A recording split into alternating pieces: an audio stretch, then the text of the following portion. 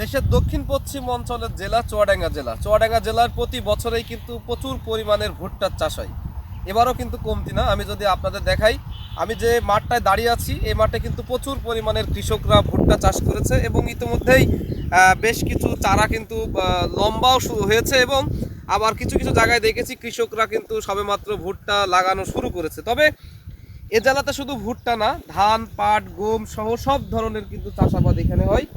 তবে এবছরে প্রথম থেকেই আপনারা জানেন যে আর কয়দিন পরেই কিন্তু ধানের চাষ শুরু হবে। ইতিমধ্যেই যে সমস্ত প্রান্তিক কৃষকরা আছে তারা কিন্তু ধানের বীজতলা দিতে শুরু করেছে এবং অনেক ক্ষেত্রে আমরা দেখেছি জমি তারা কিন্তু তৈরি করেছে। তবে কৃষকদের যে অভিযোগ সেটা হচ্ছে শুরু থেকেই কিন্তু সার সংকট দেখা দিয়েছে।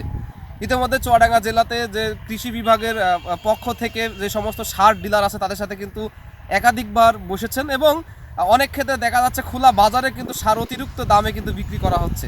কারণ ন্যায্য মূল্যে সার বিএডিসি ডিলার যারা আছে তারা যদি সার সঠিক সময় না দিতে পারে সে কারণে কিন্তু কৃষকরা কিন্তু অনেক ক্ষতিগ্রস্ত হচ্ছে। তারপরেও কৃষকরা বাধ্য হয়ে অতিরিক্ত মূল্যে কিন্তু সার ক্রয় করছে।